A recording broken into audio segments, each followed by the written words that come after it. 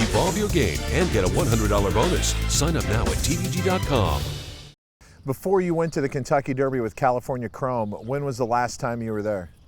1955 with swaps, you know, and it was, I didn't really know that he was buried behind the Derby Museum. When I went there to see the movie that they have prior in the Derby Museum, it's just a fantastic movie about horses being raised and racing, what it took to get to the race. It was an outstanding movie. And the lady says, well, are you gonna go see Swaps? And I says, I thought he was buried in Lexington or something. He says, no, he's right outside in the back here. And I says, you gotta be kidding. So I went over there, and sure enough, there's the gravesite, and it brought back a lot of memories for me, you know, and I said, wow. I said to myself, I said, you know, if this horse could just run half as good as Swaps, I'd be very, very thankful. California Chrome obviously then joined Swaps as a Kentucky Derby winner, so he's going to be in that Derby Museum. I know, he's going to be there next year, and I'm saying, wow, I'll be on that screen next year.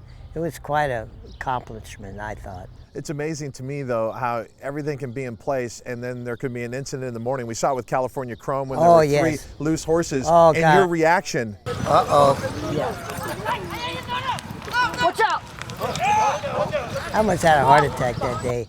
Hey, don't give me a heart attack. Go on home. And I'll tell you one thing, Doc says, oh no, that ain't gonna happen. I've never had anybody close the track and have him just one individual out there. I said, well, I'll have all the horsemen screaming at me, but they knew that he was coming up to some big races, and I can tell you, the quarter horse people here couldn't do enough for us, and they just, everybody, that was their horse. You know, that was their Derby contender. They wasn't gonna let anybody take any advantage of him, you know. I had one of my Twitter followers, Debbie Arrington, wanted to ask you that question. How big of a difference has it been for California Chrome to be able to train at Los Alamitos? Oh, I think it was a very big difference. I think, you know, the surface for one thing, a good old dirt loam, that's what I used to ride in for years. We didn't have all these artificial tracks with ground up rugs and all the surfaces. I'm an old dirt man, and I've always been that way, and I love a good rich loam that this track is. And I said, when I saw the track here, I said, this is going to be the place I want to be.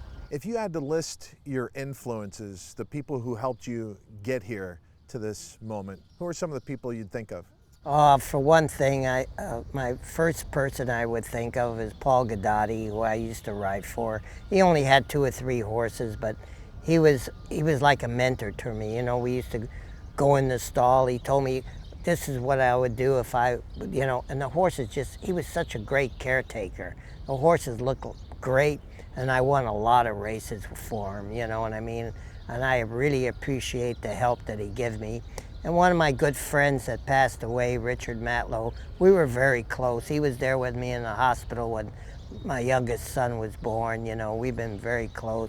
I rode for him for about 15 years when he got started in the business. And of course, he's not with me anymore, but I'll tell you, I think he's watching us right now and saying, go get him, Art. I can hear him right now. Art, you're in a profession where trainers can get better with age, and so for you it happens way late in your career.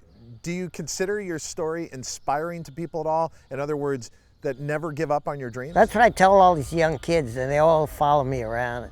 I said, hey, I hope you don't have to wait 50 years to win the Derby. They all start laughing, you know. They said, well, you can do it, Art. I said, I hope in my lifetime I could do it, you know. So it's an inspiration, you know.